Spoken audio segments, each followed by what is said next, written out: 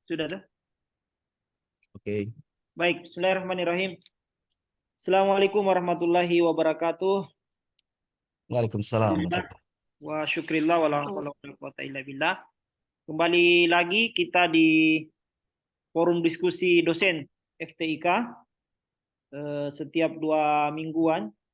Insya Allah kita akan buat per minggu nantinya ini. Ini kelihatannya ada agak telat ini sampai 3 minggu tidak kita lakukan. Nah, sekarang di hari Kamis sore ini kembali kita bertemu teman-teman semua di forum diskusi dosen FTIK yang kita buat memang semacam pertemuan-pertemuan informal. Pertama kali kita buat dulu ini offline ya, di gedung FTIK. Cuma kelihatannya kalau offline ini agak kurang yang datang. Kita buat online juga agak kurang juga yang datang. Jadi saya kurang tahu bagaimana lah. Ya tapi intinya diskusi dan ada pertemuan-pertemuan informal bercerita tentang transformasi ilmu pengetahuan yang dulu itu ide awalnya sebenarnya beda tesis ya teman-teman dosen di FTIK, dan sudah ada beberapa sesi. Saya kira ini sesi keempat atau yang ketiga kalinya kita buat. Dan pada sesi kali ini kita kedatangan tamu. Ini sebenarnya dosen tamu. Beliau juga pernah, kalau saya tidak salah, pernah ngajar juga di FTIK. Beliau Sering-sering. sering ngajar di FTIK, cuma menguji mungkin yang belum. Iya, betul. Menguji saja yang belum ya. Nanti kita agendakan Iya. supaya narasumber kita ini nanti kita akan minta juga untuk bisa menguji lah mahasiswa kita di FTIK. Nah, hari ini kita akan bedah buku ya, bedah buku. Saya sudah punya bukunya sebenarnya. Bukunya ini nih, saya beli udah lama ini. Saya beli The Psychology of Money, pelajaran abadi mengenai kekayaan, ketamakan dan kebahagiaan, dikarang oleh Morgan Housel. Morgan Housel saya beli ini 5-6 bulan yang lalu kalau saya tidak salah, tapi ini kan terbitan 2020 ya. Kalau di Ya. buku ini dia terjemahan. Buku ini adalah terjemahan sebenarnya yang sudah cetakan ke berapa ini? LX ini apa ini? Maret 2023 ini cetakannya. Nah, ini akan dibedah oleh Pak Aris Sulaiman, MPSI. Beliau psikolog, seorang aktivis juga yang banyak melakukan penelitian terkait soal isu-isu kejiwaan ya, isu-isu psikologi, yang sehari-hari beliau di prodi psikologi Fakultas Usuluddin Adab dan Dakwah. Bagi kita yang di IAIN Manado sangat familiar beliau. Beliau terakhir ini lebih banyak mengerjakan perkopian ya. Ya. Yang saya kira itu bagian dari upaya membangkitkan psikologi kejiwaan kita supaya lebih fokus terhadap pekerjaan kita sebagai dosen. Jadi Ya.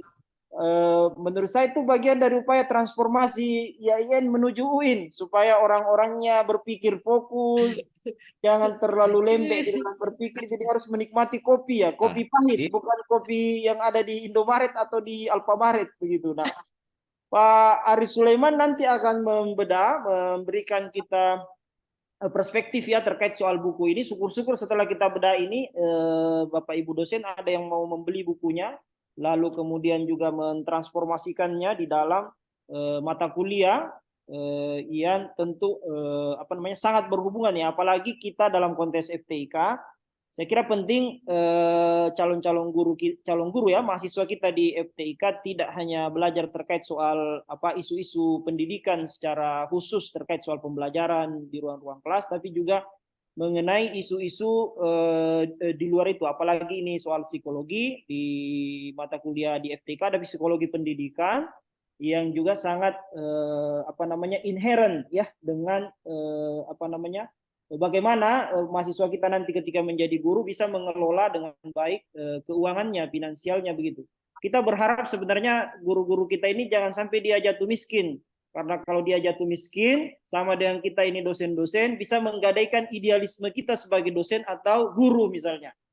Jadi kalau kita sebagai dosen atau sebagai guru punya kemandirian finansial, saya kira kita tidak akan terpengaruh oleh kebijakan apapun. Kita tidak akan terintimidasi oleh kepala sekolah atau rektor atau dekan atau siapa saja karena kita punya kebebasan finansial, tidak menggadaikan idealisme kita sebenarnya sebagai seorang dosen atau sebagai seorang guru nantinya. Nah, saya udah baca-baca juga ini sedikit terkait soal buku ini dan saya kira buku ini menarik. Paling tidak ada banyak apa namanya testimoni-testimoni di belakang buku ini yang menggambarkan bagaimana buku ini sangat berpengaruh ya terhadap kemampuan kita mengelola keuangan. Kalau saya pahami, buku ini sebenarnya mengkritik terkait soal literasi keuangan ya, kemampuan wawasan kita di dalam aspek-aspek finansial. Kalau yang saya pahami ya, mungkin ini salah, nanti diluruskan Pak Aris. Menurut saya kesimpulan buku ini adalah sehebat apapun kita memahami ilmu finansial, kalau perilaku kita juga tidak berubah, kita pada akhirnya akan jatuh miskin juga kan, kira-kira begitu kalau ini. Jadi orang mungkin punya kemampuan literasi apa finansial seperti apa saham atau apa namanya Investasi. ya investasi dan lain sebagainya, tapi kalau apa namanya perilakunya juga konsumtif dan apa namanya tidak terarah begitu, bisa jadi juga akan jatuh miskin dan akan menderita ya. Kira-kira itu yang saya pahami dari buku ini. Nah, baik, kita beri kesempatan ke Pak Aris Sulaiman untuk dedikasikan waktunya untuk kita semua untuk memberi perspektif bahan diskusi kita, buku kita kali ini, The Psychology of Money. Mudah-mudahan bisa paling tidak bisa memberi hikmah lah buat kita semua ini bagaimana memposisikan uang ya. Bagi kita muslim kan uang bukan segala-galanya, yang segala-galanya adalah ridho Allah kan, kira-kira begitu. Allah. Itu dalam perspektif psikologi Islamnya. Jadi kalau meskipun kita kaya, kita banyak investasi, tapi kalau kita tidak bahagia kan, apalagi nanti meninggal masuk neraka, tidak ada gunanya kan, kira-kira begitu. Kalau prinsip orang miskin biasanya biar miskin di dunia, yang penting kaya di akhirat. Nah, pertanyaannya Ya. benar nggak demikian itu ya? Kalau di mana mungkin bisa masuk surga kalau tidak nyumbang atau tidak memperbaiki ibadahnya dengan umroh atau haji, gimana itu nah? Itu perspektif psikologi Islam yang saya pahami. Nah, silakan Pak Aris, gimana waktu dan kesempatan kami persilahkan dengan hormat. Silakan.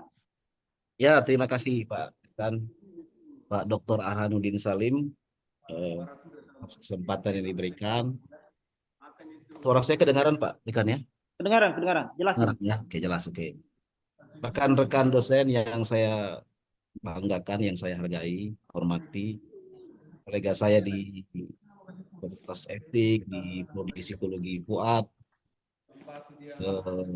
terima kasih sudah antusias untuk hadir di diskusi kita sore ini.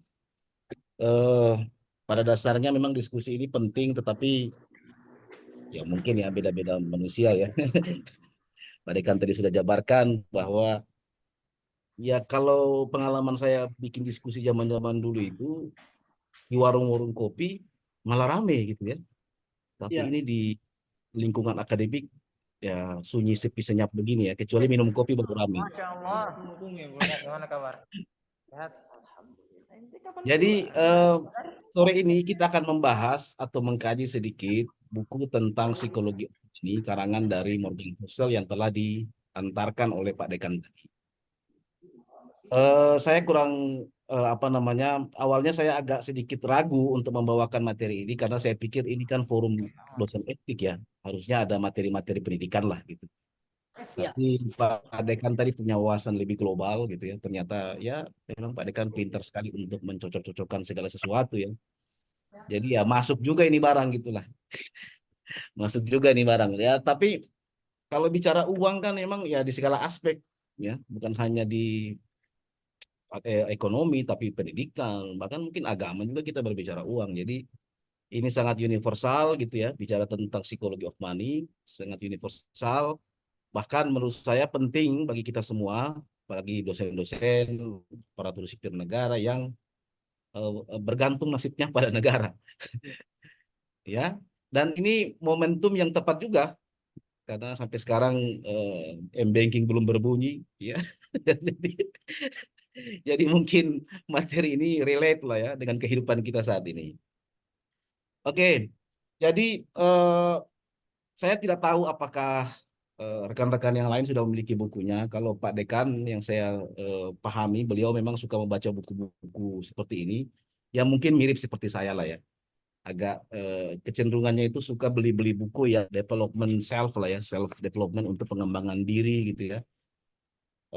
Buku ini mengkaji tentang itu sebenarnya. Jadi Morgan Housel ini selain dia sudah mengarang 3 buku, dan ini yang paling bestseller dan paling dianggap sebagai buku yang eh, apa namanya memiliki terobosan terbaru di dunia ekonomi, tetapi ekonomi perilaku.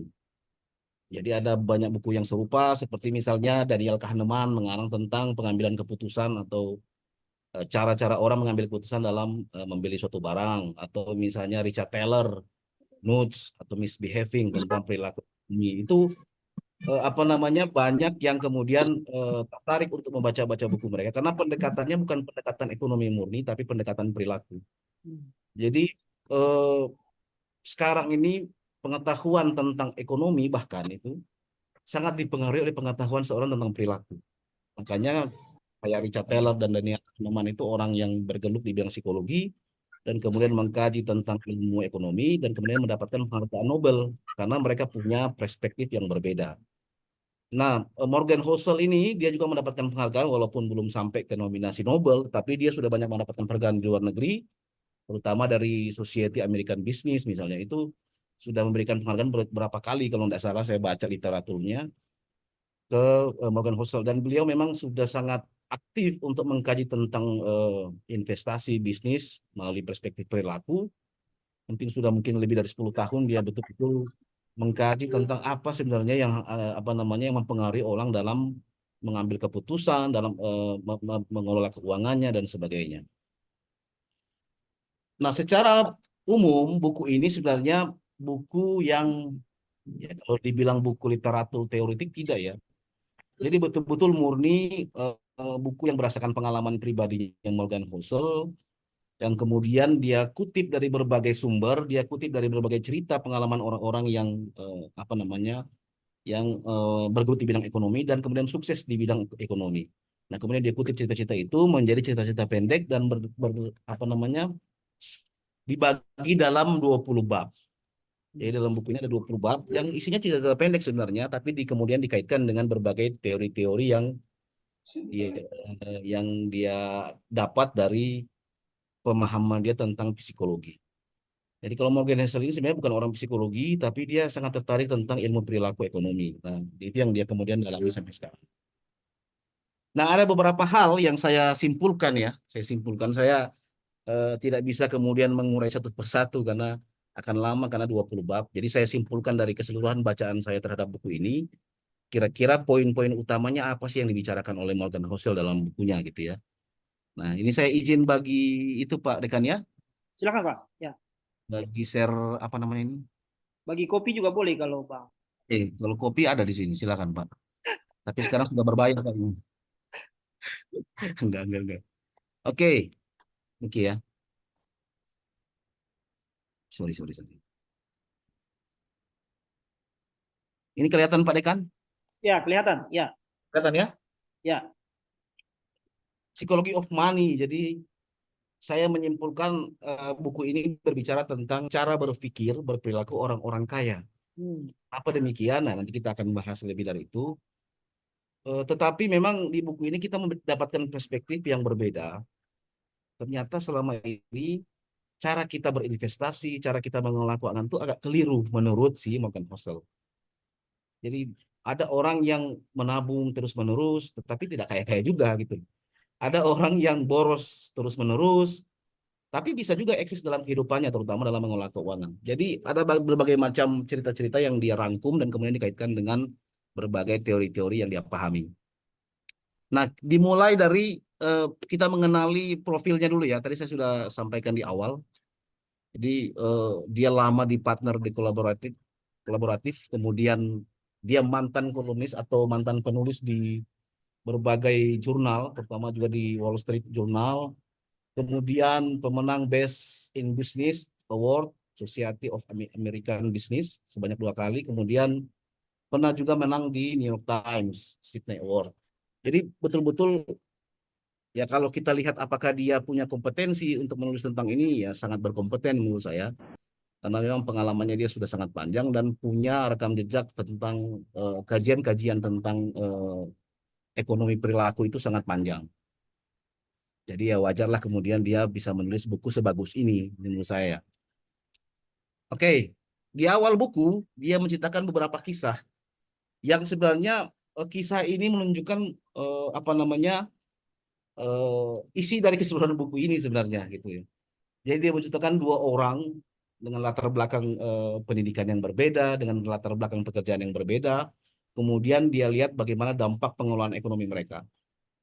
Misalnya kayak di orang pertama dia cerita tentang Ronald James Reed, seorang petugas pom bensin ya, yang kemudian di akhir hayatnya dia bisa menyimpan uang sebanyak 8 juta US dollar dan kemudian dia meninggalkan uang itu kepada anaknya, istrinya dan kemudian menyumbang sebagiannya ke rumah sakit bahkan ke perpustakaan. Nah, ada juga misalnya Richard Susskind ya, seorang lulusan Harvard yang memiliki pendidikan yang tinggi, bekerja sebagai eksekutif di Merrill Lynch. Kemudian dia hidup dengan meminjam banyak uang di bank-bank, berbelanja macam-macam, boros gitu ya dan sebagainya. Kemudian pada akhirnya dia bangkrut. Nah, dari sini kita sudah bisa membaca lah apa maksud dari buku ini. Nah, saya kemudian masuk lebih ke dalam, sebenarnya apa sih sebenarnya yang ditulis oleh Morgan Housel ini di awal cerita ini. Nah, saya simpulkan dari beberapa apa namanya, beberapa kutipan-kutipan yang ada di dalam buku itu. Yang pertama, dia mengatakan bahwa tidak ada korelasi antara pengetahuan dan perilaku terhadap kesuksesan seorang untuk mengelola keuangan. Bahkan dia bisa mengklaim tidak ada orang pintar itu yang tiba-tiba kaya, tidak ada. Jadi tidak ada orang yang profesor, mohon maaf ya, ini bukan menyinggung siapa-siapa ya. Tidak ada orang yang profesor, guru besar, doktor, lektor kepala, lektor, asisten ahli misalnya itu, yang menjamin dia kaya itu tidak ada. Tidak ada korelasi itu. Jadi murni betul-betul menurut dia faktor utamanya adalah perilaku. Jadi bagaimana orang berperilaku terhadap keuangannya dia, bagaimana dia memperlakukan kekayaannya dia, bagaimana memperlakukan apa namanya proses dia berinvestasi, proses dia untuk berbisnis, proses dia untuk belanja, kebutuhan dia dan segala macamnya itu yang mempengaruhi dia untuk sukses dalam mengelola keuangan. Bahkan dia mencontohkan misalnya ada orang yang jadi pengetahuan itu misalnya begini ya, saya contohkan ke diri saya sendiri lah misalnya. Kita sudah tahu bahwa misalnya merokok itu berbahaya, misalnya pengetahuan. Ini tahu pengetahuannya kita punya. Bahkan di mana-mana orang tahu karena ada apa namanya ada iklan di mana-mana yang menerangkan bahwa perilaku merokok itu berbahaya. Tapi kita terus membeli rokok gitu. Nah, itu perilaku namanya. Jadi itu yang membuat kita terjebak dalam pengetahuan kita sendiri. Jadi tidak ada korelasi antara bagaimana kita melakukannya dengan tingkat ilmu pengetahuan yang kita miliki tentang keuangan tersebut. Bahkan menurut dia juga ini bukan soal angka-angka. Banyak orang yang bergelut di bidang ekonomi, dia orang akuntansi, dia pintar menghitung, dia pintar merencanakan keuangannya, dia toh juga tetap gagal dalam mengelola keuangan karena soal perilaku. Nah, ini di bab pertama saya membacanya begitu, bab 1, 2, 3. Jadi dia kemudian menulis berbagai macam cerita pendek-pendek, dia mencari contoh-contoh orang-orang yang sukses di bidang ekonomi, sukses di bidang pengelola keuangannya, dan kemudian contoh komparasinya dengan orang-orang yang tidak sukses di bidang itu. Kesimpulannya adalah pengetahuan tidak berkorelasi dengan kesuksesan seorang dalam mengelola keuangan. Semua ditentukan oleh perilaku. Kemudian yang kedua adalah soal pengalaman unik dan pengambilan keputusan. Nah, kebanyakan orang-orang ini, kita-kita ini, selalu membeli suatu barang, selalu berbelanja, itu berdasarkan pengalaman orang lain. Jadi misalnya ya, saya beli handphone iPhone misalnya. Itu berdasarkan rujukan atau referensi dari orang lain sebenarnya. Padahal kebutuhan orang lain, preferensi orang lain itu mungkin tidak sama dengan preferensi kita. Nah, tetapi di zaman sekarang menurut sosial, orang-orang pasti akan kemudian melihat pengalaman-pengalaman unik tersebut dalam mengambil keputusan untuk membeli suatu barang. Jadi menurut dia seharusnya Anda menentukan membeli suatu barang itu berdasarkan pengalaman Anda diri sendiri aja, tidak perlu berdasarkan pengalaman orang lain. Walaupun memang kadang-kadang dalam beberapa hal ya kita butuhlah pandangan orang lain, tapi tidak kemudian membuat kita untuk mengambil keputusan berdasarkan pengalaman itu. Karena masing-masing orang memiliki pengalaman uniknya dalam mengelola keuangan. Beda-beda setiap orang itu. Nah, tetapi menurut dia dari berbagai literatur yang dia baca, kajian-kajian di penelitian-penelitian di berbagai jurnal menunjukkan bahwa kebanyakan konsumen orang-orang yang konsumtif itu berbelanja karena ada preferensi dari orang lain. Entah itu iklan, entah itu dari temannya sendiri, entah itu pengalaman orang dalam memakai barang tersebut dan sebagainya, itu menjadi rujukan utama dia dalam membeli barang. Padahal belum tentu barang itu dia butuhkan atau belum tentu barang itu cocok untuk dia. Itu di bab selanjutnya. Kemudian bab selanjutnya dia mencontohkan salah satu tokoh yang kita kenal bersama ya, Bill Gates misalnya. Ada juga faktor orang menjadi kaya, orang menjadi sukses dalam ekonomi itu disebabkan oleh faktor hoki. Nah, dia cerita tentang kisah Bill Gates. Bill Gates ini eh, bisa dikatakan beruntung, bahkan dalam videonya dia mengatakan bahwa dia orang yang paling beruntung di dunia. Karena kenapa? Ketika dia SMA, satu-satunya sekolah yang memiliki komputer di dunia itu hanya SMA-nya di Bill Gates. Dari situlah kemudian dia terbuka untuk membuat usaha atau mengembangkan bidang usaha-usaha di bidang IT atau teknologi. Dari situlah kemudian dia membuat Microsoft dan hingga saat ini dia menjadi orang terkaya di dunia. Jadi betul-betul faktor hoki itu menentukan. Nah, kita nggak tahu ya kalau kita ini hoki apa enggak. Tetapi kalau kita lihat kisah-kisah yang diceritakan di sini termasuk Bill Gates ini, hoki juga tidak cukup. Semuanya juga harus berperan melalui perilaku-perilaku yang ditampakkan. Tetapi memang kadang-kadang, misalnya kayak, mohon maaf ya, ini contoh kita-kita saja ya. Jadi kita misalnya jadi bekerja di Manado. Saya misalnya orang asli sini bekerja di sini misalnya. Itu kan hoki bagi saya. Coba misalnya saya kayak Pak Dekan misalnya. Saya terangkat di Papua misalnya. Ya itu beda lagi kan ceritanya. Soal mengelola keuangan pasti berbeda lagi tuh. Ya itu hoki gitu loh. Hanya bagaimana cuma perilakunya muncul juga untuk memanfaatkan hoki itu. Kalau misalnya hoki terus kemudian tidak didukung oleh perilaku-perilaku yang lain, ya mungkin hoki itu akan menjadi hoki biasa-biasa saja. Ya sebagai pelengkap kehidupan saja tanpa harus mendapatkan keuntungan yang lebih, terutama dalam mengelola keuangan. Nah, kemudian di bab selanjutnya dia mencontohkan Warren Buffett. Ini orang terkaya juga ya. Dia bersaing dengan Bill Gates. Jadi kalau tidak Warren Buffett di urutan pertama, ya Bill Gates urutan kedua. Begitu selanjutnya. Tahun berikut Bill Gates urutan pertama, Warren Buffett urutan kedua, dan seterusnya. Ada istilah yang disebut dengan compounding ya. Compounding itu berusaha atau kemampuan untuk menjadi kaya terus-menerus gitu ya. Nah, Warren Buffett ini dia kaya raya di usia 64 tahun. Dia berinvestasi seumur hidupnya, dia kemudian mencapai kesuksesan dengan keuntungan yang besar di usia 64 tahun. Dan dia tidak pernah miskin, walaupun tidak kaya-kaya amat waktu di awal-awal. Tapi dia mempertahankan kekayaannya itu terus bertambah, tidak berkurang, terus bertambah, terus bertambah, terus bertambah. Nah, menurut Husserl harusnya hidup itu begitu. Anda tidak usah kaya, tapi untuk mempertahankan kekayaan Anda, untuk mempertahankan proses pengelolaan kekayaan Anda itu, Anda harus merubah perilaku. Nah, Warren Buffett ini kan orang yang betul-betul konsisten dengan kehidupannya dia. Dia sangat sederhana, tidak terlalu glamor.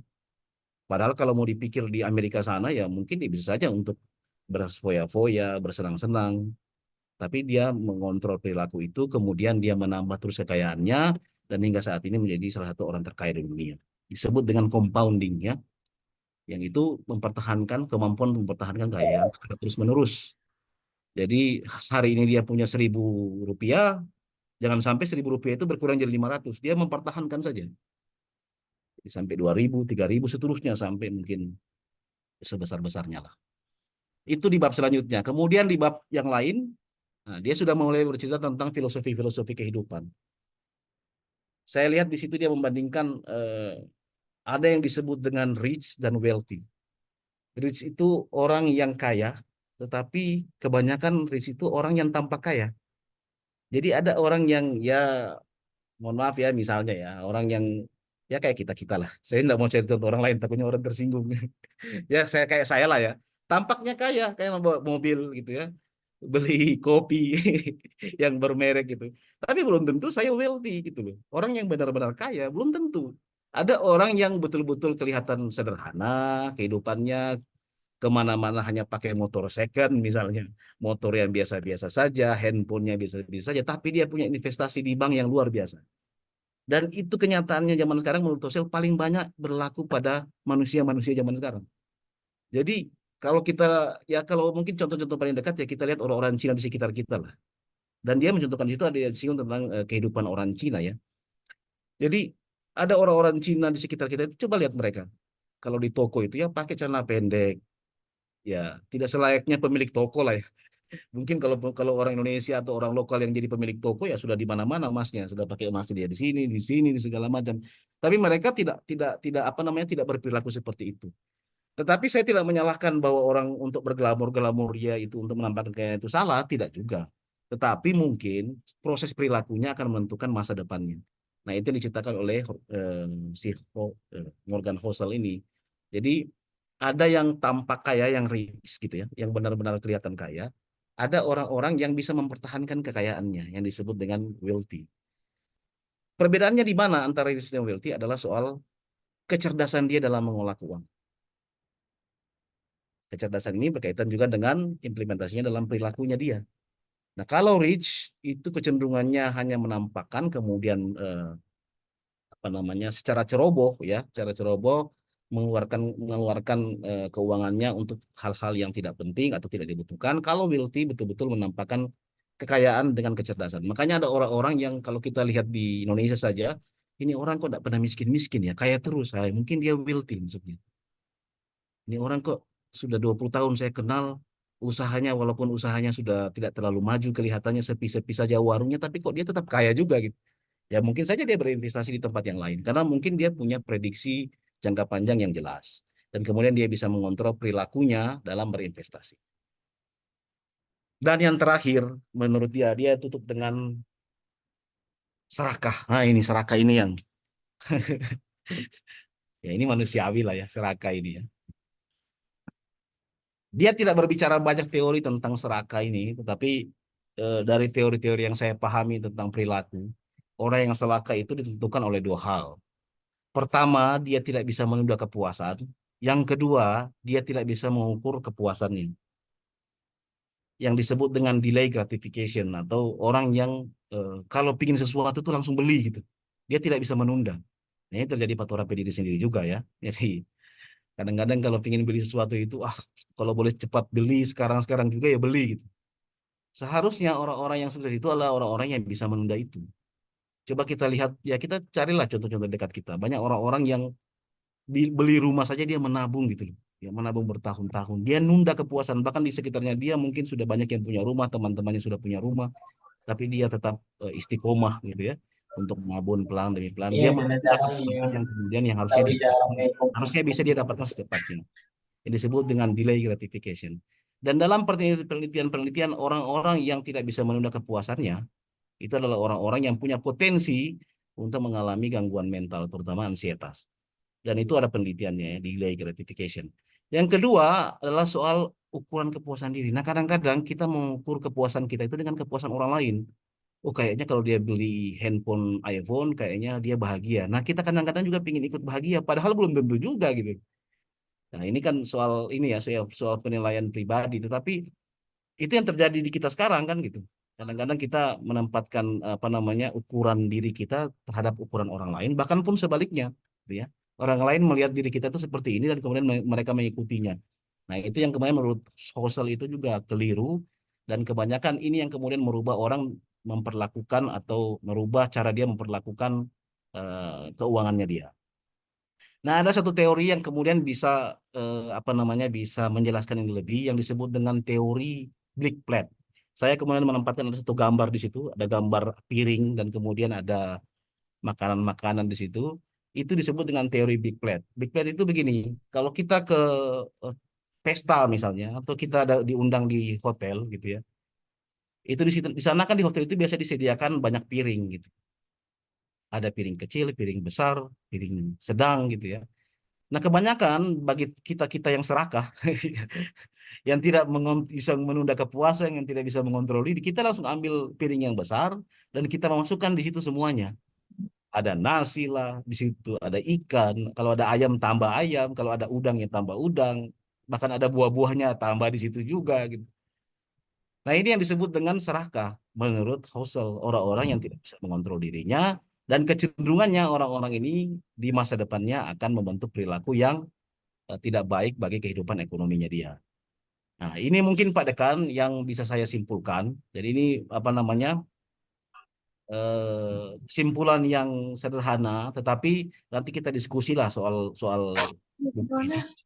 Tetapi kalau misalnya eh, apa namanya Bapak Ibu pingin membaca buku ini, saya sih bisa sarankan untuk membaca di bagian-bagian awal saya sudah cukup sebenarnya gitu ya. Karena isinya hampir sama saja, hanya dia kemudian mencari kisah-kisah lain yang kemudian bisa mendapatkan perspektif atau paradigma yang lain tentang pengelolaan keuangan atau bagaimana perilaku membentuk keuangan. Tapi sebenarnya hampir-hampir mirip saja.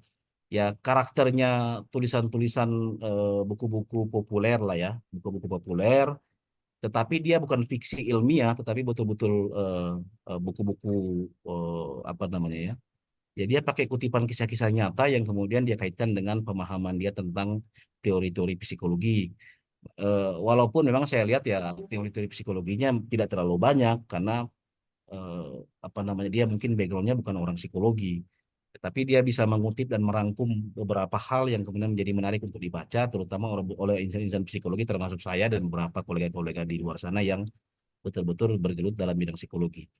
Ya saya salut lah buat Husserl sudah bisa membuat buku ini walaupun mungkin tipis tetapi enak untuk dibaca dan kemudian tidak membuat kita mengantuk. Saya membaca beberapa buku kaitannya dengan self development yang mungkin mirip-mirip saja ya, misalnya kayak Pinker atau kayak Daniel Kahneman dan segala macamnya itu agak sedikit agak boring gitu untuk membaca. Tapi kalau Husserl ini cukup baik karena dia menciptakan hal-hal yang relate dengan kehidupan kita sehari-hari dan yang walaupun contoh-contoh tokoh-tokoh yang dipakai kita tidak kenal, tetapi kayaknya kok saya pernah mengamati ini ya, kayaknya kok saya pernah mengalami ini ya. Ya itu yang kemudian membuat buku ini menjadi menarik. Itu Pak Dekan mungkin ya. Baik, Selanjutnya mungkin kita bisa sharing-sharing atau diskusi. Saya kembalikan ke Pak Dekan. baik. Terima kasih Pak Aris.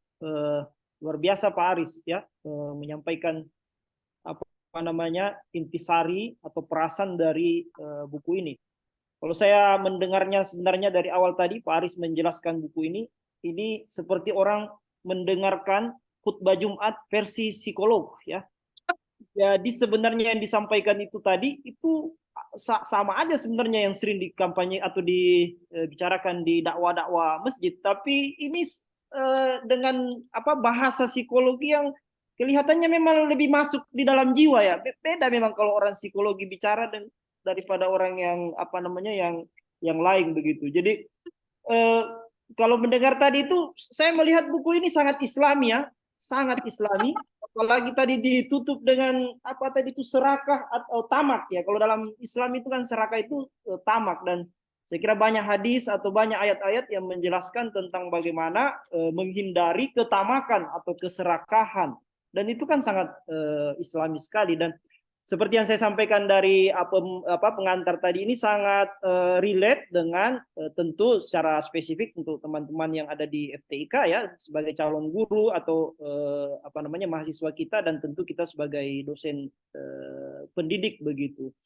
Nah, saya kira saya secara pribadi berharap Pak Aris bisa nulis juga buku sama dengan ini ya mungkin apa namanya buku psikologi of money versi Minahasa misalnya atau versi Manado begitu yang Teknologi kopi Pak, saya bikin ini. ya psikologi kopi dan lain Ya, sebagainya ya. bisa Anda buat juga. Lalu saya tidak tahu apa di perpustakaan buku ini ada atau Tidak ada, tidak ada, tidak. mungkin bisa menjadi referensi untuk kita semua supaya kita tidak serakah dan terkendali berperilakunya di dalam apa namanya memposisikan uang kita perlu mungkin merekomendasi untuk setiap dosen membeli buku inilah minimal pendamping dari bacaan sehari-hari kita Al-Quran dan hadis, kira-kira begitu ya.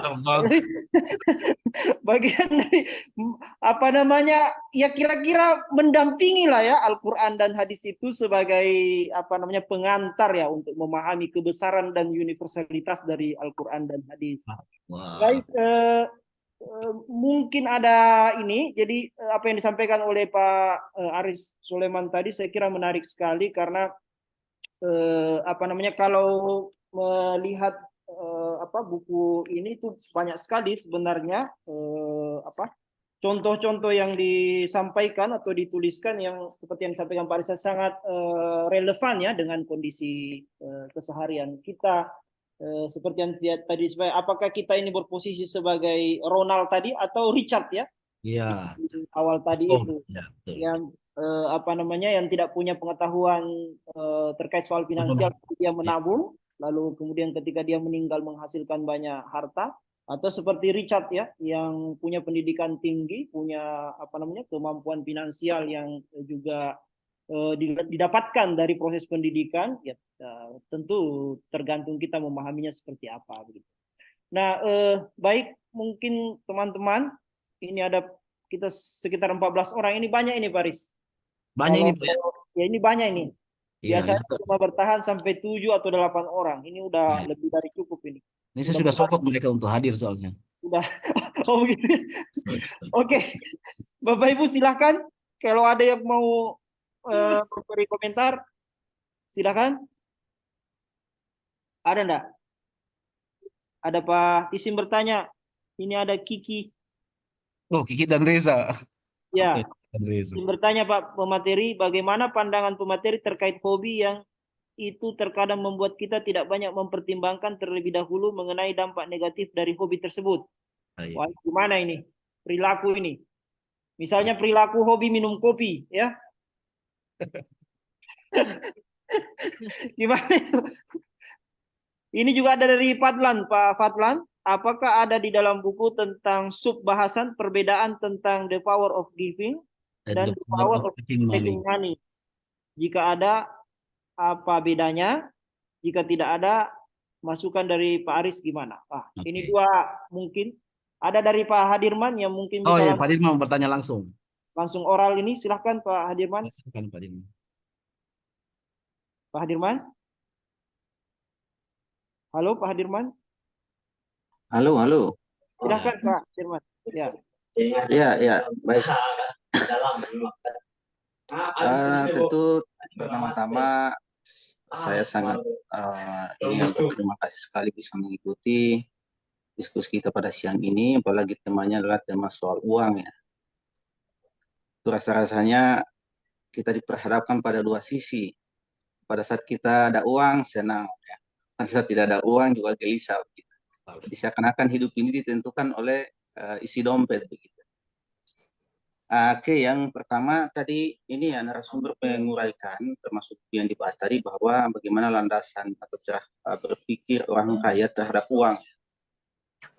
Nah, tentu pemikiran itu akan mengerahkan kita di dalam mengambil keputusan-keputusan baik dalam investasi ya, termasuk juga memanajemen keuangan dan meminimalisir risiko yang menyebabkan akibat salah di dalam mengelola uang ya untuk segala aktivitas kita. Tapi ada satu hal saya kira yang menjadi hal yang menarik ya. Bagaimana pandangan para sufi ya terhadap uang. Nah, ini juga saya kira bisa menginspirasi kita juga. Artinya bahwa kalau pandangan para sufi bahwa uang itu adalah sebagai ujian spiritual. Iya, seorang sufi mungkin melihat bahwa uang dapat menguji kesabaran, kesederhanaan, dan keseimbangan di dalam menjalani kehidupan. Nah, tentu pandangan ini juga mencerminkan pemahaman bahwa aspek materi dalam hidup dapat membentuk karakter kita dan kebijaksanaan kita. Nah, begini narasumber ya, kita khususnya di dalam kehidupan ini, buku ini sebetulnya mengajarkan kita untuk lebih bijak di dalam mengelola ataupun juga menangkap peluang ya. Kita saat ini diperhadapkan dengan makhluk yang namanya bank begitu ya. Iya. Nah, ini juga saya kira ini benar juga buku ini ya. Artinya bahwa eh, tawaran-tawaran yang diberikan oleh bank dengan berbagai macam kemudahan gitu ya dalam hal untuk pemenuhan kebutuhan. Nah, kalau kita tidak hati-hati dalam aspek ini, nah tentu kita akan ini apa namanya terperangkap di dalam kehidupan yang ini ya apa namanya itu ya, eh, kehidupan yang tersandra ya. Sehingga tentu dalam posisi ini ya tentu bukan berarti bahwa kita sebagai apa namanya sebagai uh, pribadi bukan berarti menjauhkan diri dengan kemudahan-kemudahan yang diberikan, tetapi diperlukan kecerdasan finansial dalam hal manajemen risiko sehingga itu dapat membuat kenyamanan juga di dalam hidup ya atau psikologi kita akan lebih.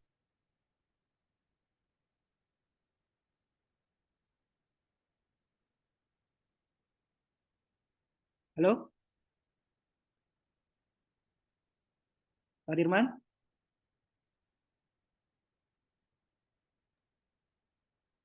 Pak, Hilang sinyal. rupanya Tadi hilang seperti sinyal. bang. Mungkin Pak Hadirman sudah jadi sufi, jadi menghilang ketika bicara tentang uang. Sebagaimana tanggapannya? Eh, Bagaimana Pak Hadirman? Sudah ada Pak Hadirman. So, tajalli Tuhan Pak Hadirman ini dengan sufi, konsep sufi tadi ya. Jadi ya baik, dapat kita tangkap ya. Mungkin bisa dikomentari dulu Pak Aris. Ada 3 ini. Oke.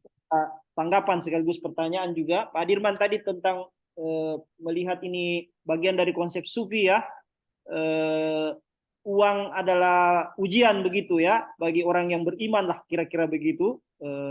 Bisa dia gagal, bisa juga dia berhasil. Terus tadi soal konsep bank misalnya ya, menggunakan fasilitas bank untuk apa namanya untuk kebahagiaan hidup. Nah, gimana melihat posisi itu ketika diperhadapkan dengan psikologi of money ini.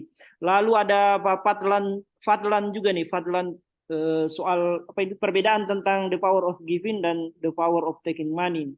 Soal kekuatan sedekah mungkin ya, Iya. dengan apa namanya mendapatkan uang ya, Ya. apa juga Kita uang. ya kira-kira itu gimana itu ininya. Lalu soal hobi juga tadi tuh, gimana memposisikan hobi kita ini supaya bisa jangan sampai hobi ini membuat kita menjadi larut lalu kemudian berperilaku konsumtif lah kira-kira begitu. Ini pertanyaan dari Pak Kiki dan Reza ini. Silakan Pak Aris, gimana Ya, kira-kira? terima kasih Pak Dekan. Jadi saya ini dulu ya dari Pak Kiki dan Reza. Memang ya kalau hobi itu memang godaan terbesar lah ya. Godaan terbesar itu soal hobi terutama bagi para hobis-hobis pria ya. Ya, Itu memang agak sulit untuk dikendalikan. Tetapi eh, pasti punya pemahaman dan punya ukuran-ukurannya masing-masing. Tidak mungkin semuanya orang membeli sesuatu tanpa ada ukurannya. Ya, kalaupun mau diikutkan ya kita nggak mungkin. Misalnya kita hobi mobil mewah misalnya, kita mobil atau sukanya otomotif ya kita nggak mungkin mengikuti pola-polanya Raffi Ahmad misalnya, atau pola-pola para orang-orang kaya di luar sana yang kemudian bisa membeli mobil-mobil atau otomotif yang sedemikian mahalnya. Ya kita sesuaikan dengan kondisi keuangan. Dan selama itu bisa disesuaikan dengan kondisi keuangan, bisa diukur, sepertinya sah-sah saja.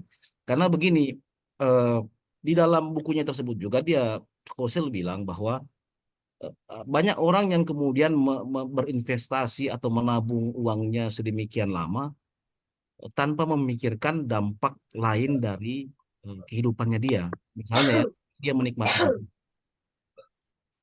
Soal dia kemudian memaknai hidupnya. Itu juga penting. Jadi tidak melulu soal dia mau jadi kaya dengan investasi uangnya, dia mau jadi sukses di hari tua dengan tabungannya gitu ya.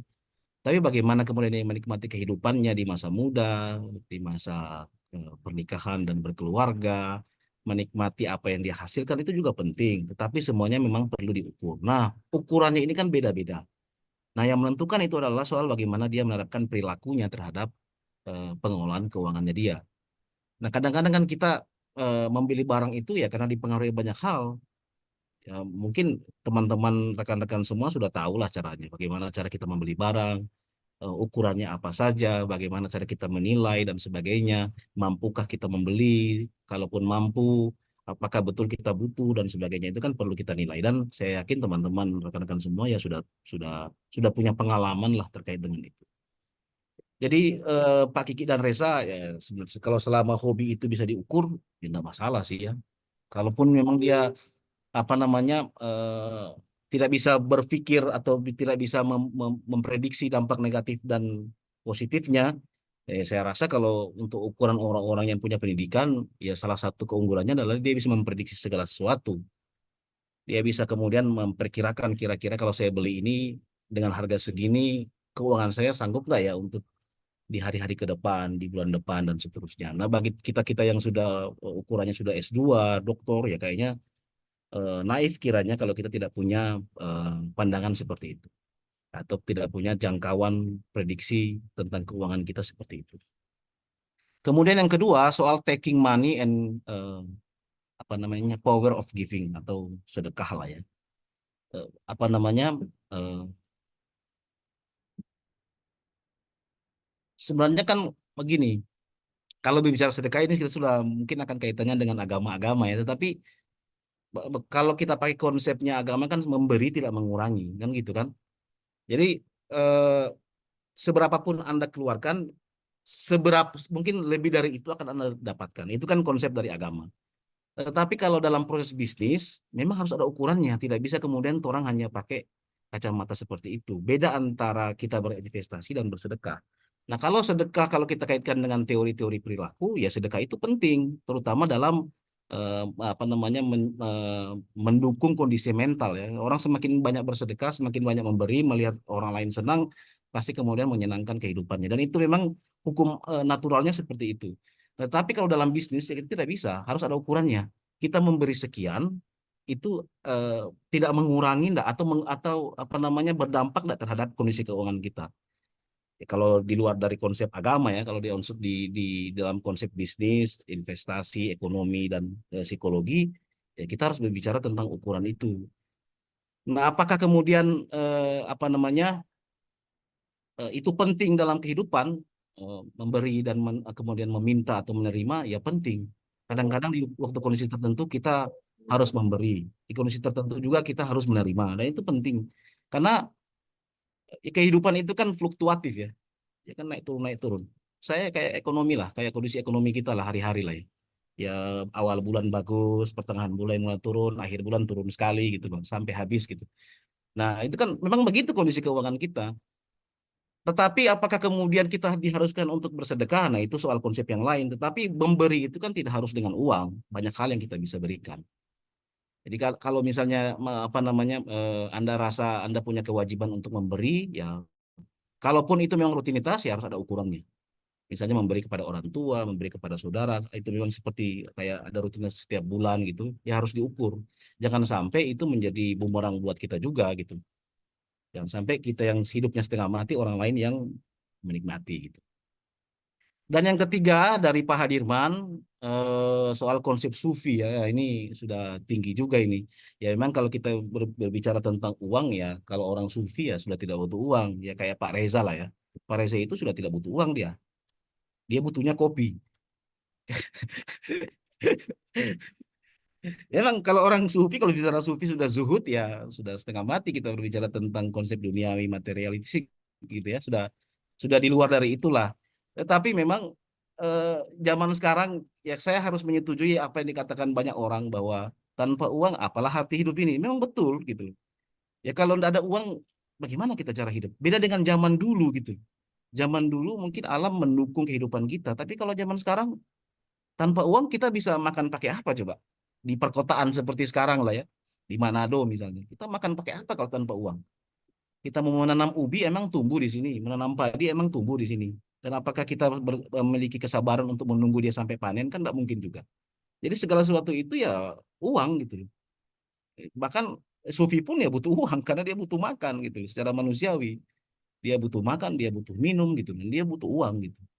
Nah, apakah apa namanya mungkin perbedaannya Pak Adirman mungkin soal jumlahnya kali ya. jumlah takarannya. Mungkin dia butuhnya tidak lebih banyak daripada orang umumnya. Mungkin dia butuhnya cuma untuk dirinya sendiri atau untuk sekedar makan. Nah, itu mungkin orang-orang sufi berpikir seperti itu. Tapi kalau berbicara tentang hal-hal yang normatif saja ya nggak ada yang tidak butuh uang ya. Semuanya pasti butuh uang.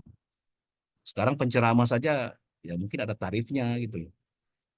Ya, apa namanya, orang-orang yang betul-betul kehidupannya di dalam agama sebagai pelayan dan sebagainya di bidang agama ya tetap butuh uang juga. Kadang-kadang kayak di gereja misalnya, gereja itu kayak ada uang eh, untuk mereka makan, untuk mereka minum tuh ada gitu loh, ditanggung oleh gereja. Apakah kita orang normal akan mengikuti seperti itu ya tergantung dari perspektif kita masing-masing. Itu saja, apalagi yang lain. Baik, ini ada dari Pak siapa? Pak Husni Mubarak. Apakah makan sampai 3 piring itu masuk kategori serakah?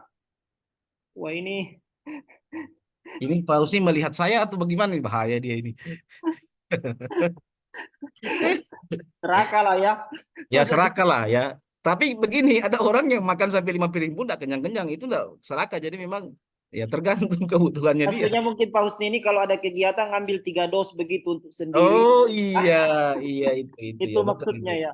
Iya, itu bukan serakah, itu mencuri ya. Sudah bukan masuk termasuk mencuri. Ya jelas bermasalah lah kalau 3 piring satu kali maksudnya ya. Ya, kalau Lalu ini ada psikologi Islam ini. Bagaimana pandangan kebahagiaan orang-orang kaya di dalam buku ini? Lalu ada prodi bahasa Arab ini. Bagaimana tanggapan pemateri terhadap tuduhan kepada generasi Z yang dianggap tidak mampu mengelola finansial karena perilaku self love-nya? Istilah-istilah ini mantap juga nih. ini orang Self milenial yang love tahu. ya. Oke, saya tanggapi ya yang Ya, ya. bagaimana pandangan kebahagiaan orang-orang kaya dalam buku ini. Ya, bagi Husserl itu orang yang bahagia itu orang yang mampu mengelola keuangannya dan sukses dalam keuangannya. Kalau dia sukses dalam keuangannya, di dalam salah satu faktor indikator kebahagiaan menurut Martin Seligman adalah dia merdeka dari segala hutang, merdeka dari segala konsekuensi-konsekuensi apa namanya kehidupan ekonominya, yang kemudian di hari tuanya dia bisa membiayai dirinya sendiri tanpa ada hutang dan segala macamnya itu. Itu konsep dari Martin Seligman yang kemudian salah satu indikator untuk menentukan kebahagiaan seseorang. Ya. Nah, Husserl juga berpendapat yang sama sebenarnya. Ya sama seperti kayak Richard Thaler juga sama ya. Dia menulis tentang itu juga, tentang bagaimana sukses dalam keuangan. Jadi bukan satu-satunya faktor utama, tetapi menjadi salah satu faktor yang kemudian mendukung orang untuk hidup bahagia. Ya Hmm. kita tidak munafik juga ya, kalau kita punya banyak uang ya kita bisa melakukan apa saja kan gitu. Kita bisa membeli apa saja, misalnya kayak kopi Colombia misalnya yang harga 200 gram 300.000 misalnya. Ya kalau saya banyak uang ya saya beli. Tapi karena emang saya punya kontrol perilaku yang ya cukup baik lah ya.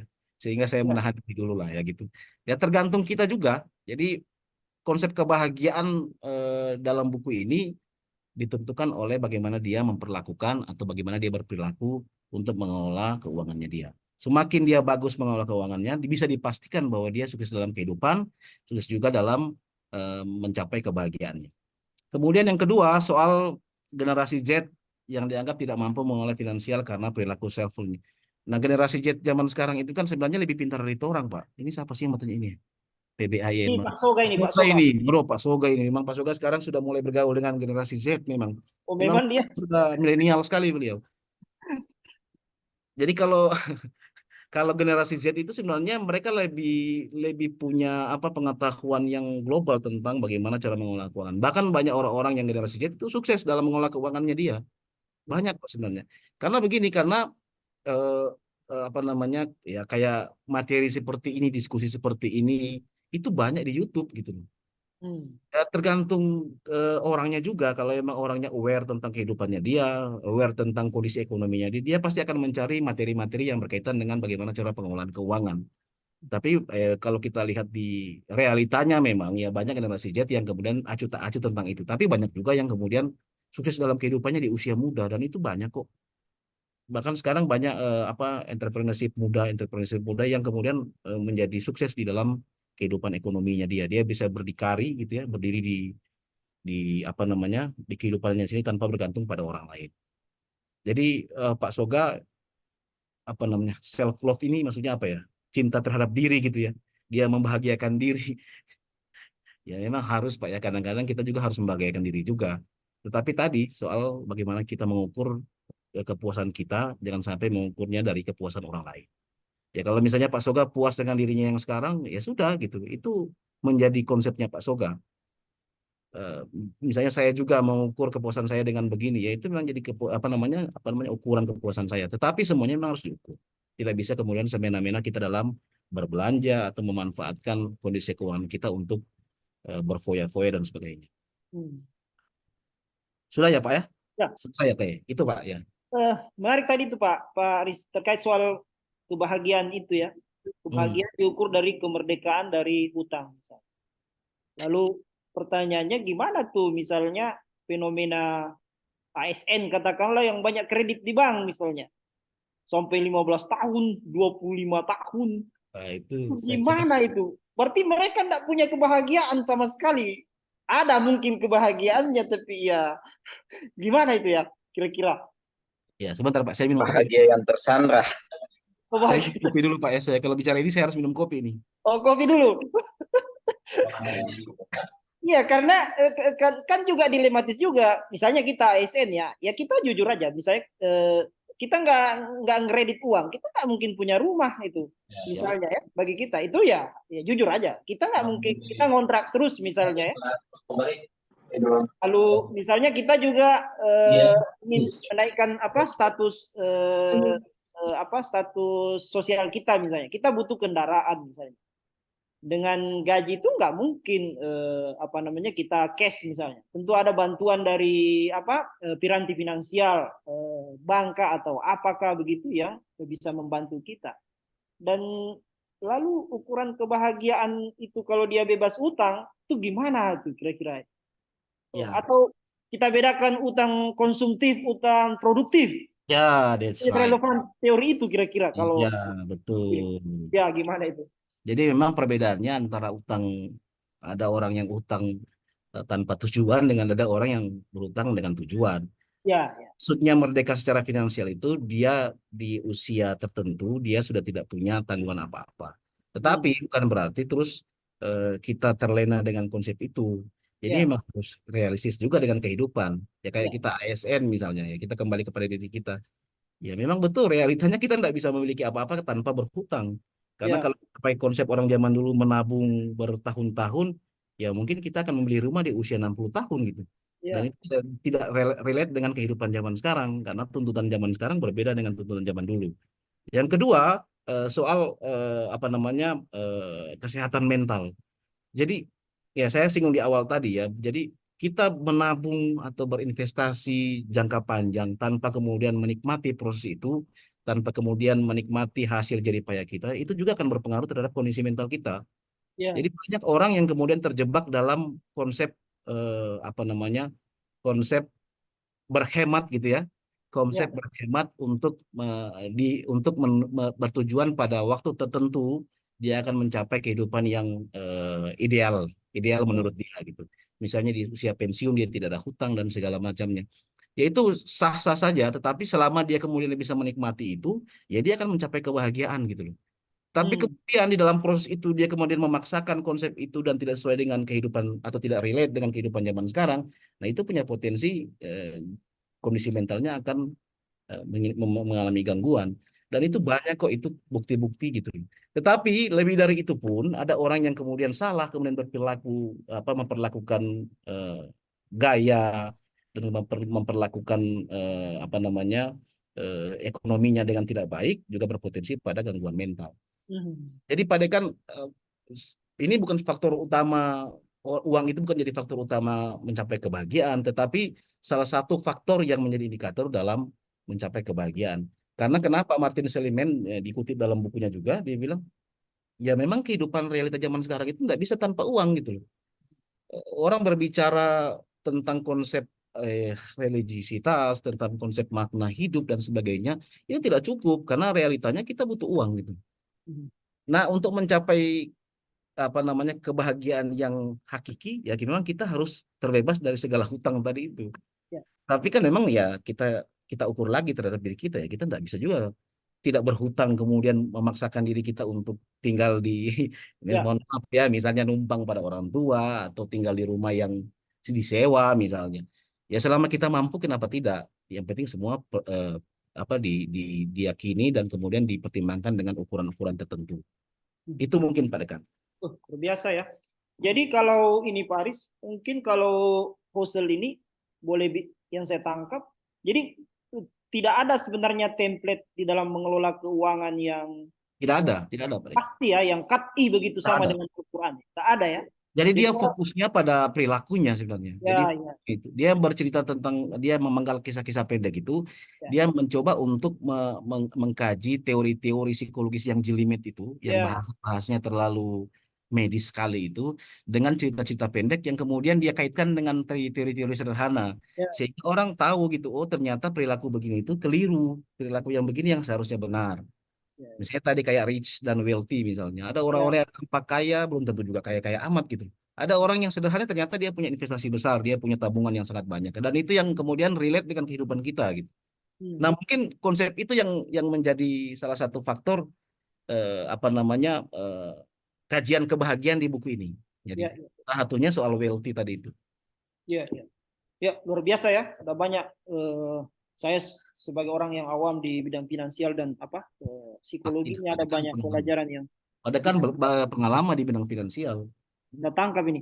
Ini Pak Husni, mungkin setiap orang berbeda cara memperoleh kebahagiaannya dan menikmati kehidupannya. Wah, ini Pak Husni sudah menyimpulkan. Minum kopi gayo dia ini. Luar biasa.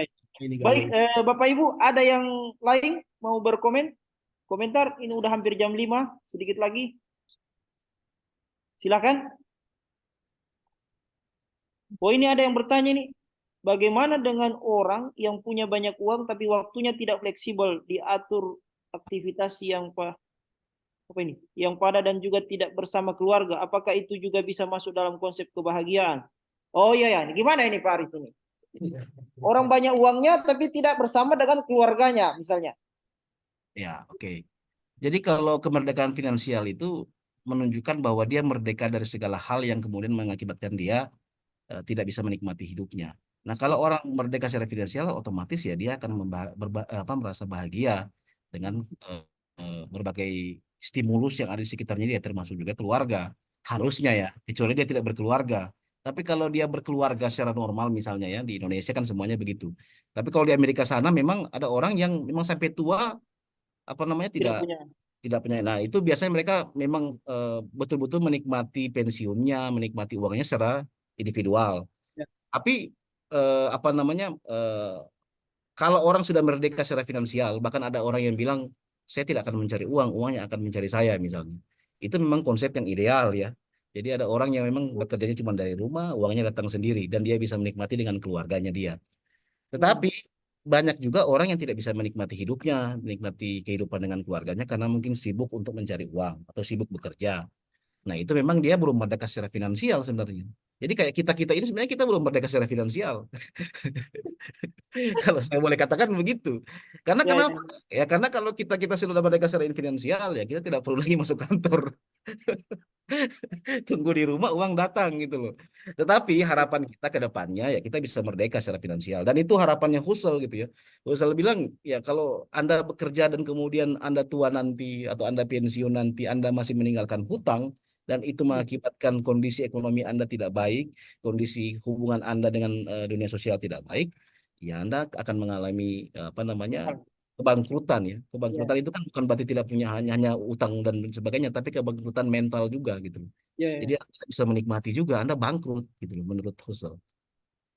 Ya ini Pak Husni, kalau udah kuat finansialnya mending poligami saja. Wah, ini bahaya ini kaum feminis tahu ini diserbu Pak Husni Mubarak ini. Pak Husni ini. Tolong di capture itu Pak ya, di screenshot tolong di screenshot. Ini pendukung Ya. poligami bahaya ini. Bahaya ini. Ini Pak Soga pasti baca ini bahaya ini. Pak Rektor kelihatannya ada bergabung juga dengan kita ini. Luar biasa ini. Ya, lanjutkan. Bismillah. Siap, Prof. Luar Ya Pak biasa ini. Rektor. Aduh, malu. Alhamdulillah Pak. Mantap ini. Waduh. Wah, ini sudah kebahagiaan saya ini Pak Aris karena Pak Rektor bersama dengan kita ini luar biasa Iya, ini. alhamdulillah. Ya, saya merasa Baik, merasa bangga ini. Siapa tahu Pak Rektor bisa inilah, bisa apa? Bisa belikan buku ini. bisa mengatasi keuangan kita. Bentang-bentang bahas psikologi money langsung Siap, siap, Pak Rektor. Siap. Oh, Pak Rektor ini. Aduh. Hati-hati ente Aris, bisa dipotong anggarannya itu. Baik, terima kasih banyak atas partisipasinya Pak Rektor. Luar biasa ini tentu membuat kita semua bisa berbahagia. Nah, Pak Rektor bisa bersama dengan kita. Baik, Bapak Ibu, silahkan kalau ada lagi yang mau komentar atau ada lagi yang mau sharing pengalaman pribadi terkait soal pengelolaan keuangan. Silahkan kalau ada. Ada ya? Tidak ada ini Pak Aris. Pak Husni rupanya bersemangat ini Pak Aris. Kalau udah kuat apa ini? Kesempatan berhutang itu adalah kebahagiaan juga. Ada orang yang mau berhutang tapi berkasnya tidak lolos. Wah, gimana ini Pak Aris? Ya karena sudah terlalu banyak utangnya, jadi enggak. Bagaimana mau lolos berkasnya kalau udah slip gajinya enggak ada lagi gimana? Saya datang. Iya, memang betul. Memang betul. Gimana mau berutang kalau utangnya udah banyak? Nah, ini ada yang Itulah. menarik juga nih dari apa namanya dari Sahrul ini ya, Ya, frugal mungkin saya living ketinggalan ini. bagaimana konsep frugal Ya, living. Frugal living itu ya, apa, Pak? Pak Syarul, boleh dijelaskan sedikit? hidup sederhana ini. Ya, Sederhana oh ya? belum. Ya, Iya. hidup sederhana. Ya, Jadi apa-apa dibatasi gitu. Tapi ya, bukan bukan dalam tanda kutip ini kikir atau pelit, tapi betul-betul dia membeli sesuatu berdasarkan prioritas, ya, skala prioritasnya. Ya. Seperti itu. Harusnya Bagaimana yang ya, harusnya memang begitu konsepnya Hosel, memang begitu Pak Sarul. ya, Jadi memang ada ukurannya. Jadi betul-betul dia membeli satu barang berdasarkan pertimbangan dia sendiri, bukan berdasarkan preferensi dari orang lain. Eh, Soal kemudian dijuluki kikir, atau kalau bahasa Manado itu botu, atau pebunggili kalau bahasa Gorontalo-nya, ya itu kan soal perspektif perspektif orang lain. Tetapi itu caranya dia dalam mengolah keuangan. Kita nggak bisa kemudian menjustifikasi dia, oh dia kayaknya dia pelit, orang pada diri saja dia nggak bisa beli ini, dia nggak bisa begini, dia nggak bisa begitu. Nah itu kan penilaian orang lain gitu. Karena betul-betul pengelolaan keuangan itu secara individual, tidak bisa pengelolaan itu keuangan itu berdasarkan kelompok, tidak ada, kecuali perusahaan atau kecuali instansi. Tapi untuk pribadi itu murni individual pengelolaan keuangan itu, tidak bisa kemudian kita menggunakan preferensi atau rujukan dari cara-cara orang lain dalam mengelola keuangannya. Pasti berbeda. Kenapa berbeda? Karena kebutuhannya juga tidak sama gitu loh. Jadi kebutuhan orang lain dengan kebutuhan kita kan pasti berbeda. Nah, kalau sudah berbicara kebutuhan, nah itu akan berbicara soal ukuran. Nah, ukuran kepuasan dia, ukuran kepuasan saya juga berbeda. Dia membeli produk A yang baik untuk dia dan dia puas, belum tentu kita membeli produk yang sama juga kita puas dan baik untuk kita.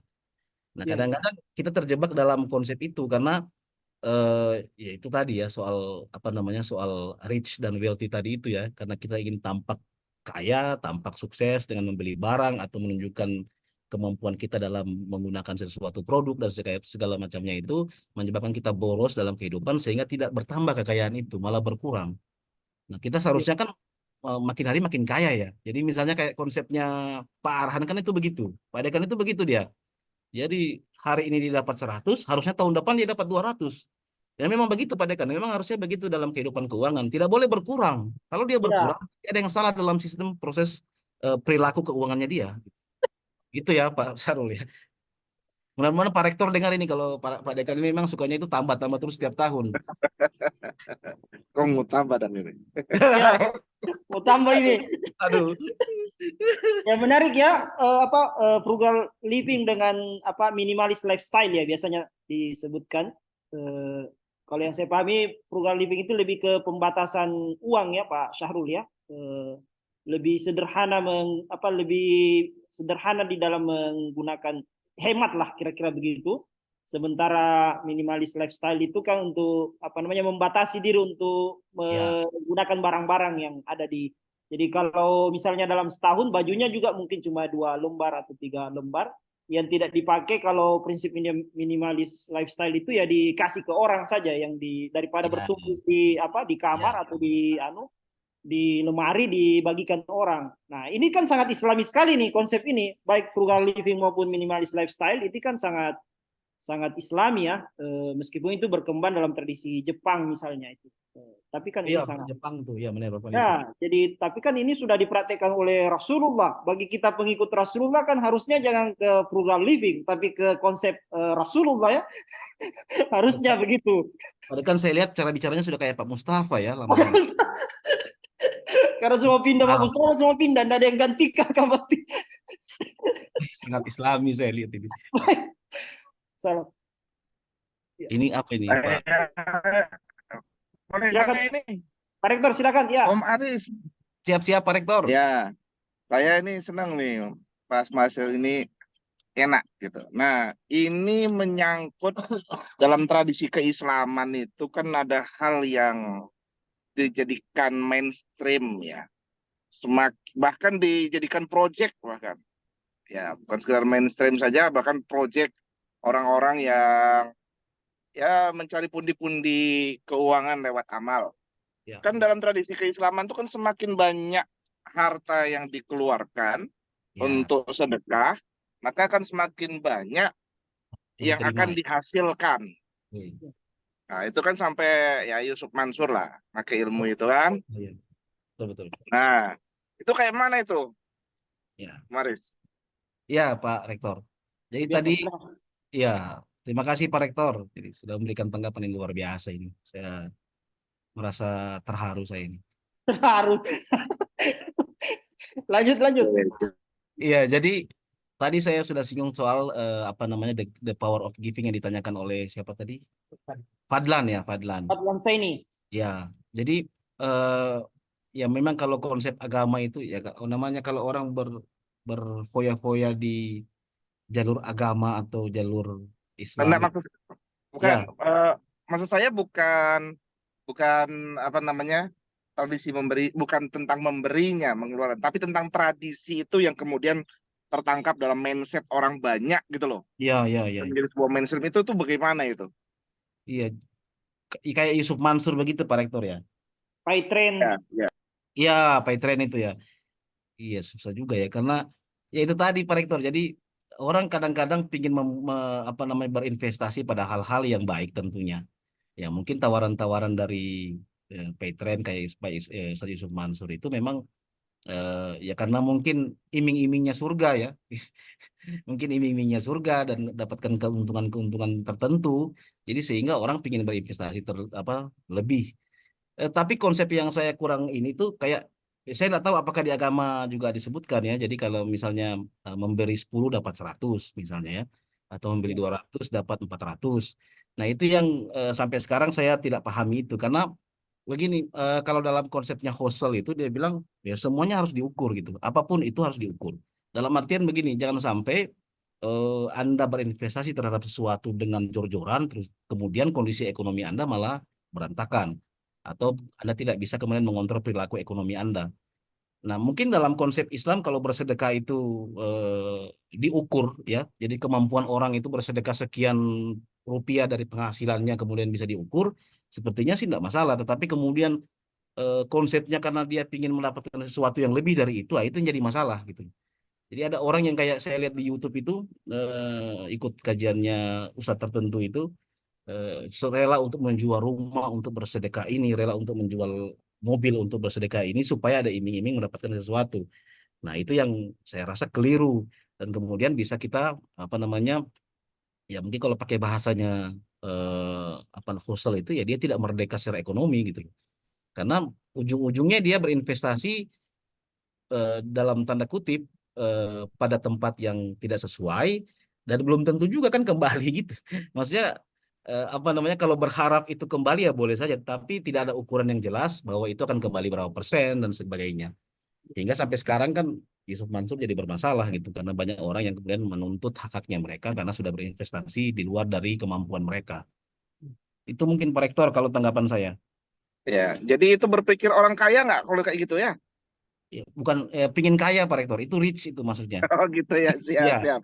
Jadi Oke, ada thank orang you. yang ingin kaya secara instan ya, berpikirnya seperti itu.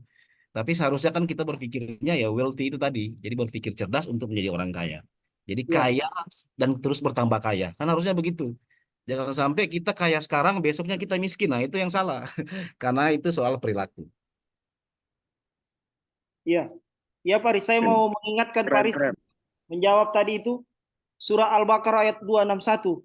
Perumpam, perumpamaan orang-orang yang menginfakkan hartanya di jalan Allah seperti sebutir biji yang menumbuhkan 7 tangkai. Pada setiap tangkai ada 100 biji. Allah melipat gandakan bagi siapa yang dia kehendaki. Dan Allah maha luas, maha mengetahui.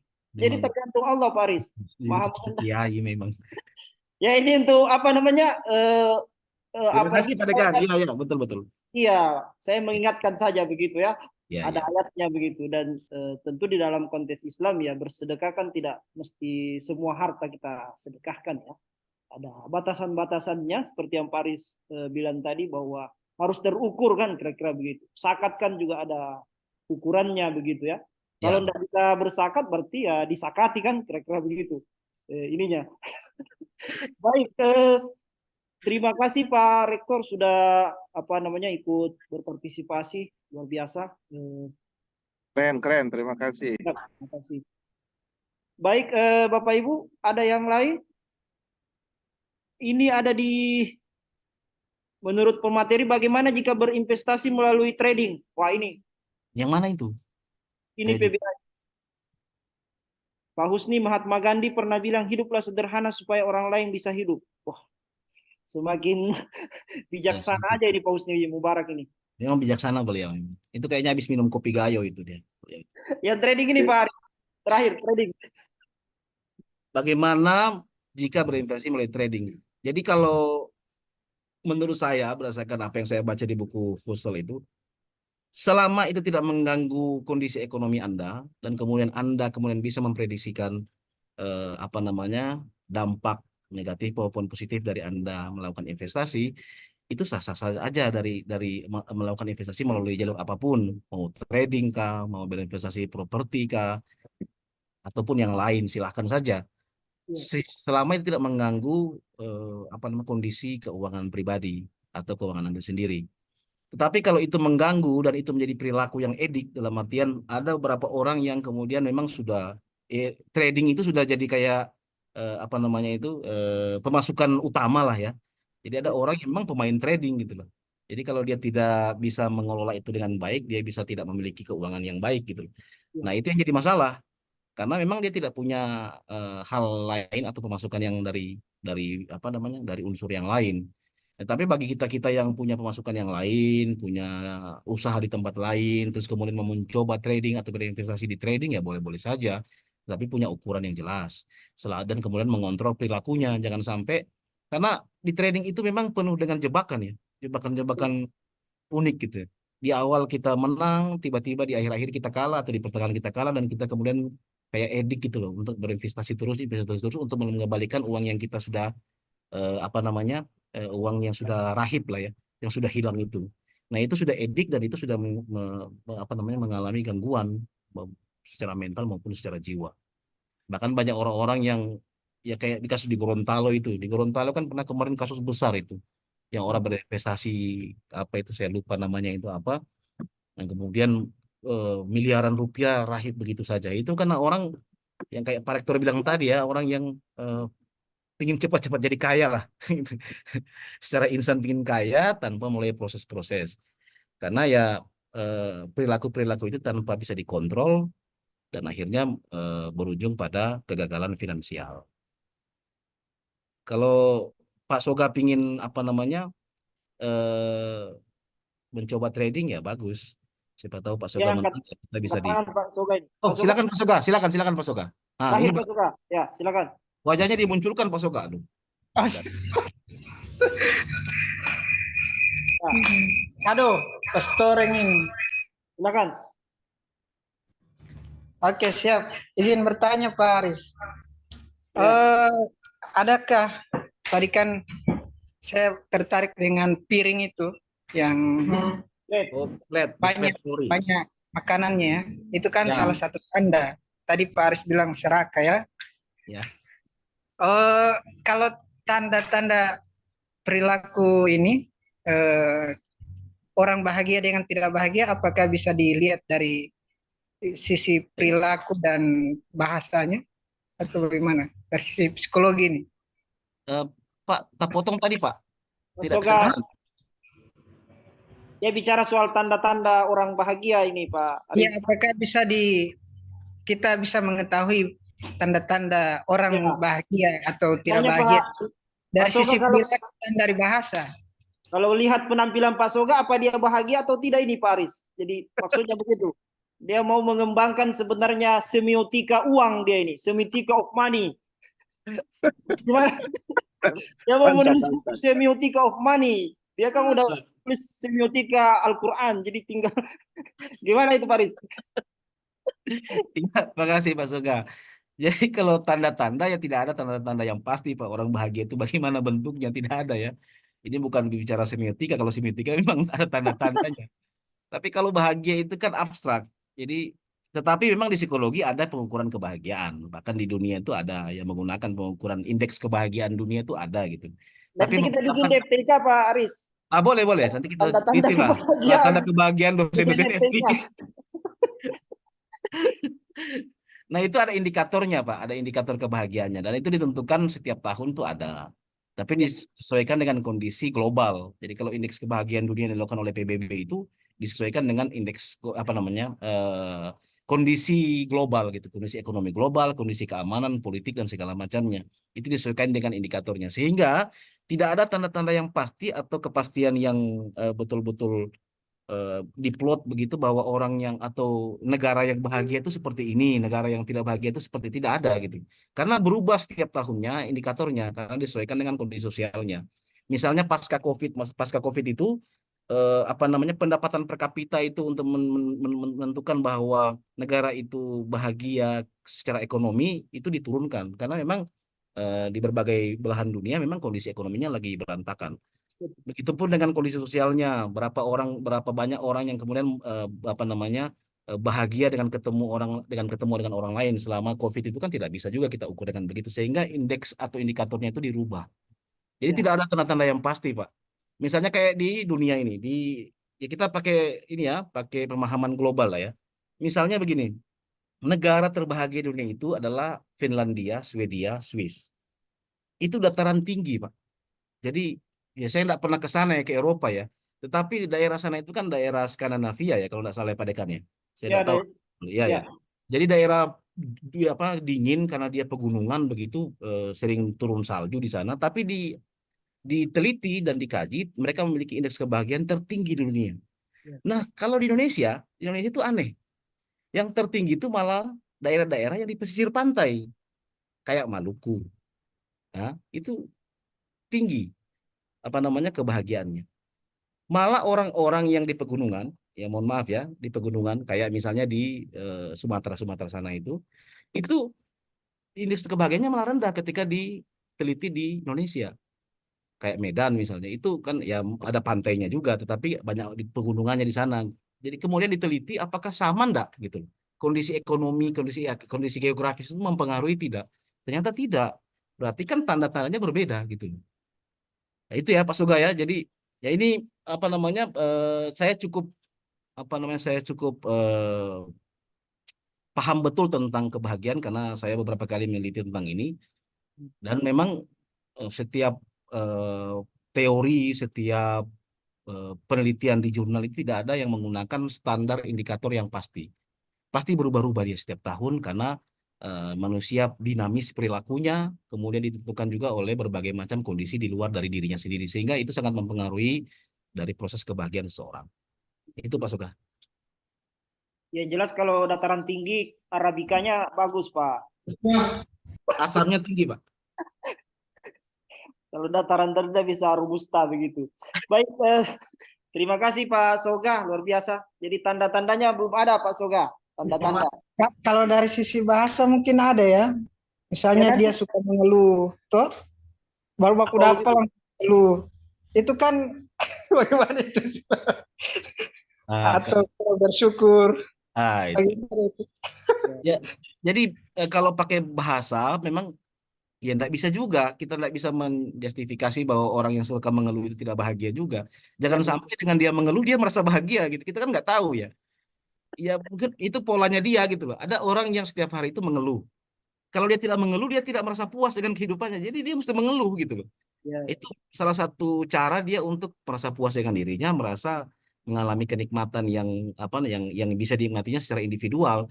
Dan itu tidak ya, bisa kita terapkan buat orang diri juga di diri kita sendiri.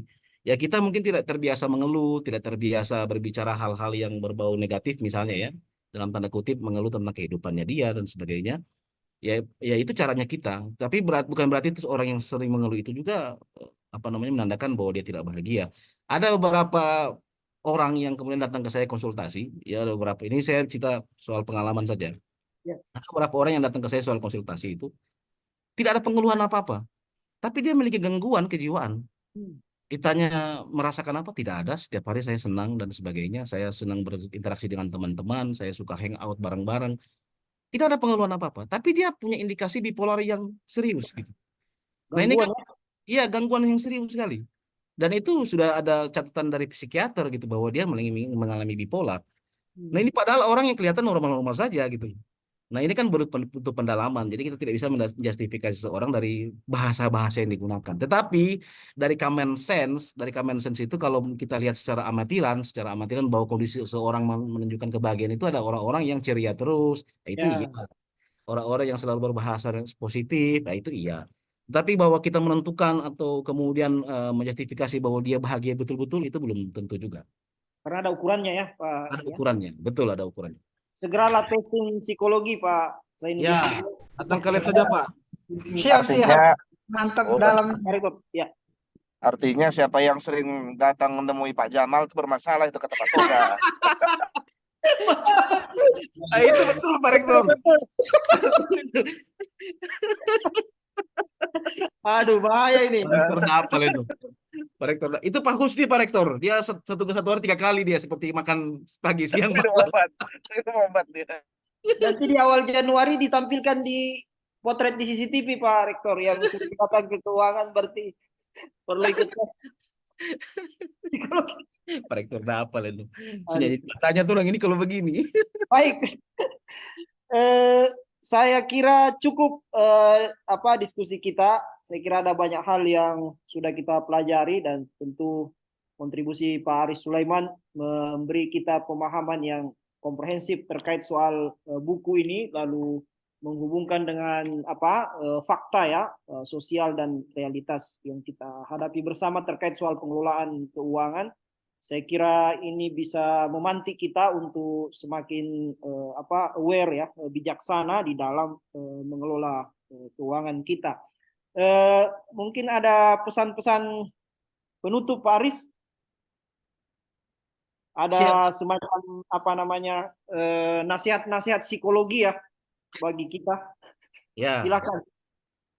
mungkin bukan nasihat lah ya. Ya kita saling sharing antara kita lah. Ya. Intinya begini, kalau saya baca buku ini saya mendapatkan satu kesimpulan yang ya mungkin kesimpulan ini berlaku bagi semua orang lah ya, Ya. bahwa kenikmatan hidup itu terutama dalam proses pengelolaan keuangan itu disesuaikan dengan kondisi dan cara kita masing-masing. Tidak bisa kemudian kita sesuaikan dengan cara orang lain. Jadi ya kalau kayak saya misalnya saya ya memperlakukan kondisi keuangan saya dengan cara saya sendiri misalnya. Orang lain pun memperlakukan kondisi keuangan dia dengan caranya dia. Dan menurut Husserl itu paling penting. Jangan sampai kita menempatkan kondisi keuangan kita dengan preferensi atau cara-cara orang lain. Itu yang menurut dia berbahaya bagi kemerdekaan finansial di masa yang akan datang. Demikian. Ya, itu saja. Itu dari Pak Aris Sulaiman MPSI. Terima kasih Bapak Ibu. Saya kira itu penutup dari Pak Aris yang tentu bisa menjadi kesimpulan terkait diskusi atau bedah buku kita hari ini, Psikologi of Money yang dikarang oleh Morgan Housel. Mudah-mudahan Bapak Ibu bisa membeli. Paling tidak kalau ada pengadaan buku bisa diadakan di mana? Di perpustakaan ya, di kampus kita, untuk membantu kita lah buku-buku self development seperti ini juga Ya, saya penting kira ya. penting juga untuk kita baca. sembari juga menguatkan aspek keilmuan kita masing-masing kira-kira begitu. Demikian saya kira, terima kasih khususan untuk Pak Aris Sulaiman dan tentu Terima Pak kasih Pak Rektor Dekan. sudah Terima kasih Pak Rektor. membersamai kita. Ini tentu memberi semangat bagi saya. Insya Allah mungkin minggu depan akan kita lanjutkan lagi forum diskusi dosen FTIK dengan narasumber dan materi yang berbeda, yang tentu akan membuat kita bersemangat di dalam mengembangkan kapasitas kita sebagai dosen dan pendidik di IAIN Manado. Terima kasih Pak Aris. Insya Allah nanti akan dikirimkan sertifikatnya sebagai narasumber. Amplop enggak Pak Dekan ya? Amplop ada, tapi insya Allah disesuaikan dengan kondisi sebagaimana kesimpulannya ya. Berarti tidak bahagia ini nanti. Disesuaikan dengan kondisi dan keadaan finansial FTIK sebagaimana kesimpulan dari apa yang Pak Aris sampaikan. Demikian, lebih dan kurangnya mohon dimaafkan. Terima kasih Bapak Ibu, seluruh partisipan peserta yang hadir. Terima kasih Pak Rektor sudah mau bersama dengan kita. Demikian, mari kita tutup dengan sama-sama melafazkan alhamdulillahirobbilalamin. Assalamualaikum warahmatullahi wabarakatuh. Waalaikumsalam. Terima kasih semuanya ya. Terima kasih Pak Rektor, terima kasih Pak Dekan. Sukses. Banyak. Gitu saja. Terima kasih Pak Aris. Ya.